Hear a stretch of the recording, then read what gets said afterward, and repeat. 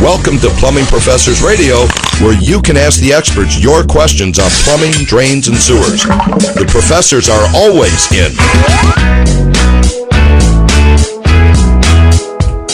Good morning and welcome to Plumbing Professors Radio. I'm Wendy Mountain, here with my husband Steve. Good morning. And our resident expert and master plumber, Matt O'Rourke. Good morning, everyone. What's on your mind, Detroit? Do you have questions about your plumbing, sewer, or drains? Well, this is your chance to ask the experts. You got a pain in the drain? Call us at 248-356-1270. That's 248-356-1270. Or go to plumbingprofessors.com and click on Ask a Question. We are here to help. That's right, Wendy. We are here to help the homeowners and building owners understand what is going on in their home and their plumbing system. So call us. Ask the questions. We have the answers. We have a great show today. We have tons of topics. We're going to recap what we did last week with the whole house shutoff. We had tremendous amount of inquiries about what to do and how to do it. So we want to make sure everyone understands where is that whole house shutoff and what do we do if it works or if it doesn't work. Something else, Matt, that's exciting. We're offering a free valve tag. If you go to our website, plumbingprofessors.com, go down and hit on the left side, hit the Ask a Question, give us your name and address, and just put valve tag in there. We will send you a whole house valve tag that you actually will put on that valve that we're about to tell you about, so that everybody in your house knows that that's the valve to shut off the water in the house. That's right. And we're also going to talk about lining. When sewer problems happen and people tell you to dig up your sewer, what can you do as a homeowner other than digging? The last thing you want is to have a big mound of dirt or a big hole in your front yard or in your backyard, or if the sewer goes underneath the garage, you have to get to the pipe. So we have a solution that eliminates the need to dig. And folks, I'm going to tell you the first question you need to ask when somebody tells you that they need to dig. It's going to be put a camera down there. See what you have going on. That's if you right. don't see it, then you don't know what's going on. And you would never do any type of repair on your home that you didn't see and understood what was going on with it. Absolutely. And Matt, the cameras we use today are really sophisticated. They are very high definition. They can actually tell you the distance the leak or the root or the trouble is in the pipe from the hole that you put the camera in. They can also tell you depth, things that can really zero in. So if you've been told to dig, if they did not put a camera down there, I would suggest you call somebody else and get a camera or ask them to come back in camera. You want to see the problem. And it's an inexpensive way to determine exactly what you have going on. I mean, it's not, if you're going to spend thousands of dollars, spend $100 to $200 to have a camera and see exactly what we have going on. We're also going to talk about proper sewer maintenance. Should you see your plumber once every 3 months, once every 6 months, once every 3 years? How about never? If he's Mike from Desperate Housewives, I'm going to say yeah. As funny as that is, let's hold that thought. We have John from Grosse Pointe. Let's talk to John. Good morning, John. Good morning. How you doing today, John? Pretty good. Well, you're calling a plumbing show, so hopefully your emergency isn't too bad. In fact, I just picked you guys up on the radio. Anyway, in the area we live in Grosse Pointe, they've had raw sewage backup. The residents have met with city council complaining about it. In the last 6 months, we've had 2 backups. Basically, many of the homes, I was lucky, I only got an inch or so around the perimeter drains.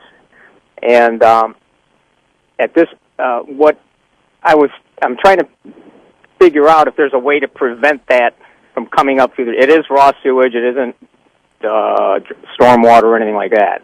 Right. John, is there a way to prevent, you plug in the drain, or someone told me that they stick a pipe down in the drain. Well, you're going to want to install a backwater valve. And all new homes have this now. What it is all your basements are below the manhole cover or the manhole out in the street. So, of course, when the city main backs up, it's going to come into the lowest point. And those are typically your basements. We can install a backwater valve, which is a one-way check valve.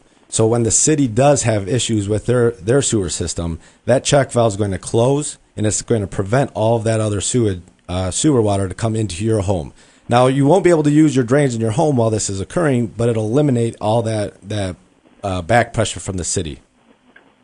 You're saying the drains in the and the basement floor I can't use? Is that?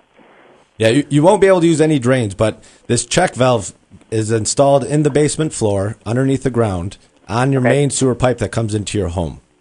But Matt, that means you, John, if I understand it right, that the backwater valve kicks in when water is trying to get back into your house, effectively shutting down that drain.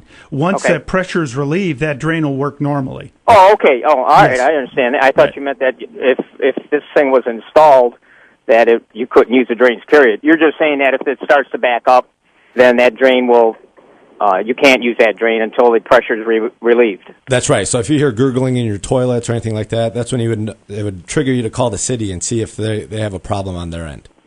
Oh, not just the basement drains. You're talking toilets and sinks and everything. Yeah, this is going to go on for your entire home. Okay, got it.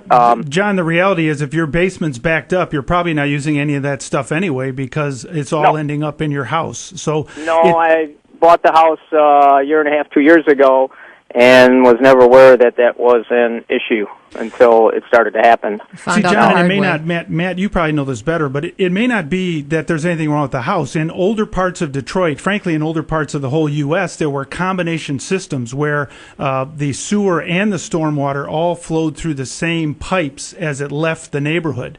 And when you get those heavy rains and you have sewers and you have roof vents that are tied into the sewer, you get a massive amount of water and it backs up into your basement. Okay. Hopefully we answer your question, John. You know, it's real important to understand that our sewer... go ahead. I understand what you're saying.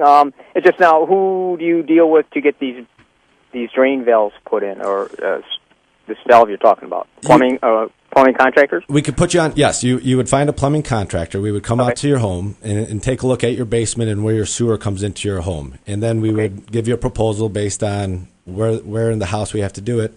We would pretty much break open a 5-foot by 5-foot area of your basement floor, expose your sewer pipe coming into your home, and install this backwater valve, and then put everything back and re-cement it.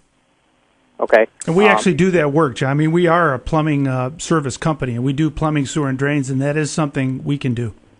Okay. We can put you on hold, and you can give your information to Scott, and then he'll give you a call and schedule an appointment, and we can give you a free estimate. Are these things, I mean, there's certain cities, all cities allow this, or is it something that has to be...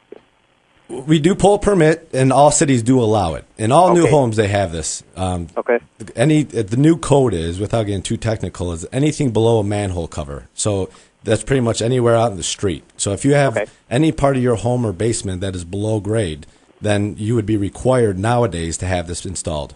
And it eliminates any problems you have. And you know, it's a great thing to have, and you have to have it. And John, I'm going to put you on hold in case I lose you. You can call our office. We're staffed 24 hours a day. It's 800-654-1300. That's 800-654-1300. But I'll put you on hold, and we'll come out and see you. Thanks. Okay. All right. Thank you. Thanks, John. And going back into this, you know, our infrastructure was installed a long, long time ago, before all these new homes were installed. You know, so now we're putting more structures and more homes on these systems, and they're overcapacitated already. Well, and Matt, isn't it true that on the combined systems, that's really where cities have to struggle, because cities have these massive costs to separate systems from stormwater and sewer. And in the old days, they just did it together because there were only 1 million people maybe hung on a sewer system. Now there's 2 or 3 million, and when you get heavy rains like we just did, an inch of rain is like 7,000 gallons. Over a 60 by 180 foot area. That's a lot of water, and it's all going down that pipe, including your sewage. In every single home, you know, and it all goes into one direction. You know, it is a big problem we have, because even cities fight the same problems that homeowners do. You know, tree roots will get into city sewers too. It's not just the homeowners that have that same problem. So it is really important to understand where the pipes go. When something like that does happen, what options are out there? So, Matt, is that found mostly in older communities? Yes, because newer communities will use a sump pump system, and then they'll install separate storm drainage systems. Okay. So they separate, like Steve said, there's combination. Older homes pre-1970 will have combination storm and sanitary. I got it. And then they started installing sump pumps, which separates those two systems. I've always had a sump pump. Well, and guys, in fairness to the cities too, this is not an easy fix. They don't like the fact that their residents' sewers back up. But you're talking multi-million-dollar fixes because you have to add capacity to handle all that water. And right now, with the state of the economy and everybody's budgets, it's tough to do. Well, the federal government paid for these systems to be installed. Well, they're not going to pay for them to be upkept or replaced now. Yeah. So that's the a backwater issues. Valve is a good idea. But in most newer subdivisions, is it fair to say that they're on a separate system, so their stormwater goes one place and their sewage goes another, so it's unlikely that those will back up? That's right. All right, when we come back, we're going to talk a little bit more about whole house shutoffs and where to find them and what we can do to fix them. Stay tuned.